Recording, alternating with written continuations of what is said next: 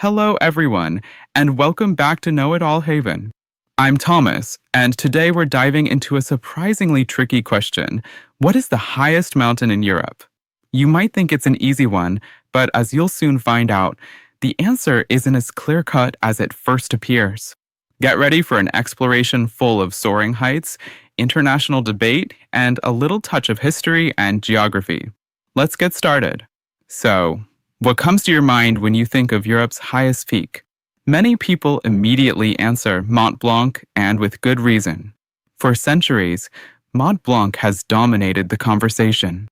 Nestled in the Alps, right on the border of France and Italy, this legendary mountain rises to a majestic 4,807 meters above sea level. That's over 3 miles straight up. It's certainly one of the most iconic summits on the planet. But before you confidently declare Mont Blanc as the undisputed champion, let's pause for a moment.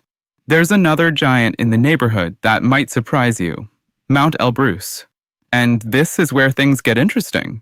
First, though, a few fun facts about Mont Blanc while we're in alpine territory.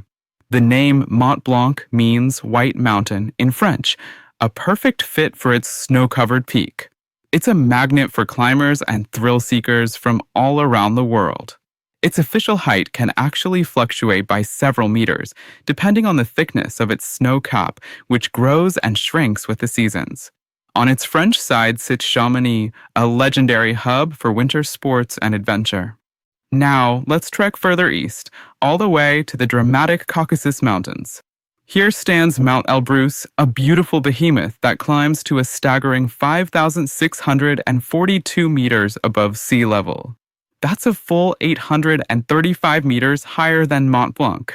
By sheer numbers alone, Elbrus towers over its alpine rival. But wait, do we count Elbrus as part of Europe at all?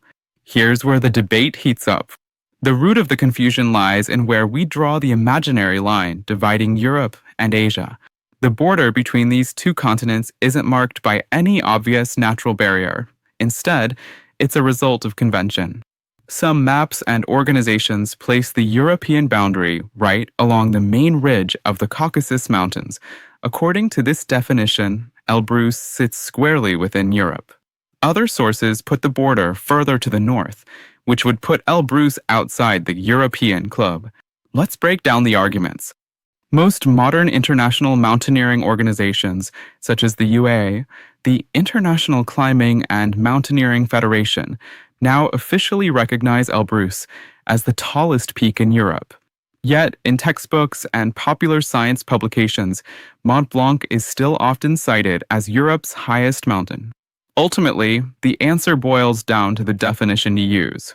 The question is less which mountain is taller, and more, where does Europe end and Asia begin? Curious about how Europe's mountains stack up? Here's how the highest peaks compare. 1. Mount Elbrus, Caucasus, 5,642 meters above sea level. 2. Mont Blanc, Alps, 4,807 meters. 3. Differspitz, Monte Rosa Massif, Pennine Alps, Switzerland, 4,634 meters. 4. Monte Rosa, Pennine Alps on the Swiss-Italian border, 4,634 meters.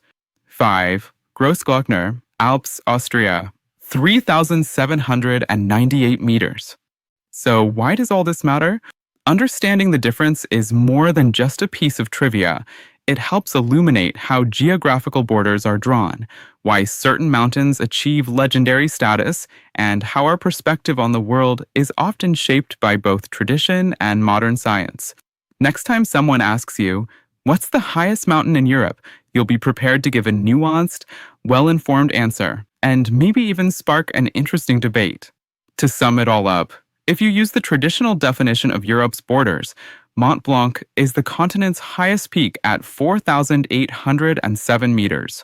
But if you include the Caucasus Mountains as part of Europe, then Elbrus, standing tall at 5,642 meters, easily takes the crown. The right answer depends not just on altitude, but on where we choose to draw the line between Europe and Asia. Thanks for joining me on this high-altitude adventure. If you enjoyed today's episode and want to keep discovering fascinating facts about our world, be sure to subscribe to Know It All Haven. I'm Thomas, and I'll see you next time.